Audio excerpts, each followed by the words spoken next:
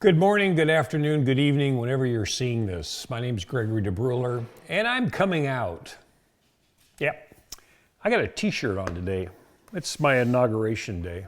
In 1991, in September, Hubert Walker Bush decided he wanted to reconfigure the weapons complex to make more nuclear weapons.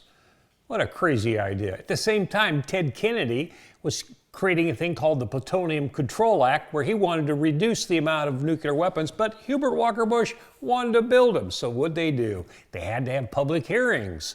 And we happened to have formed a nonprofit organization in the old days on the Columbia River called Columbia River United, and we got tapped to get involved with that little mission out there of Hubert Walker Bush. So I took it on upon myself and others to say, we need to have public hearings. So what'd we do? We created a t-shirt that said, just say no to Complex 21. And after 2.5 years of going around the country with all these hearings at these different Department of Energy sites to produce more nuclear weapons, they finally came back in November, 2.5 years later, and they made an announcement at the Hanford Nuclear Reservation at the federal building, and they determined that they were going to shut it down. Well, at that moment, there was a man that walked up to me. John Mecca, haven't seen you for years, totally love you, cool man. Always respected each other, even though I was a long-haired hippie dude in those days. He came up to me, put his hand out, and he said, I want to thank you. I looked at him and said, for what? He goes, you shut them down. Me? He goes, you. Nah, I didn't do it. No, but I want to thank you. It's the craziest thing that ever happened. Flash forward. 2014, I go to an FFL in the town I live.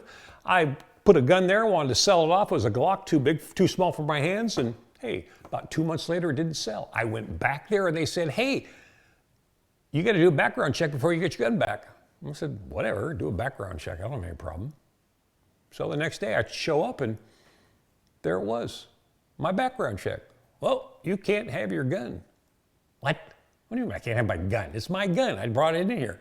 There's something on your record. And I thought, what the hell? Something on my record? Okay, so what did I do? I picked up the phone and I called a guy at U.S. Customs Border Patrol. His name was Charlie. I got a photographic memory and visual memory all the time. I said, hey, what are you doing? He said, nothing, just sitting around. I said, want to do something fun? He goes, yeah, what does he got? I said, well, supposedly I got something on my record. He goes, let me look. He went through a search. Later, about 25 minutes later, he comes back, I found something. He goes, according to this, you were in prison in 1995. What? I was in prison in 1995.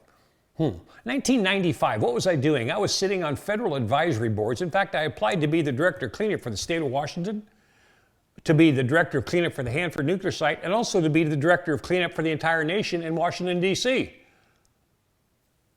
How in the hell could I have been in prison in 1995?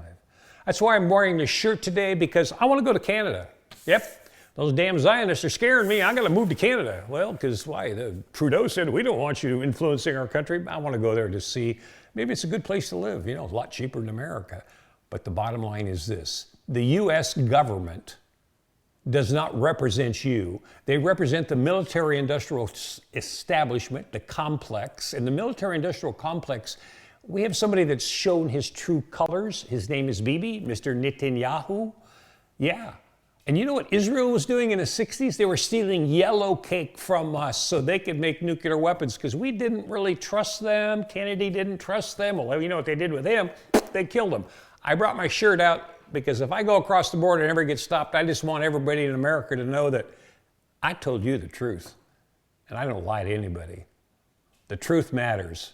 This is the Conscience Hour.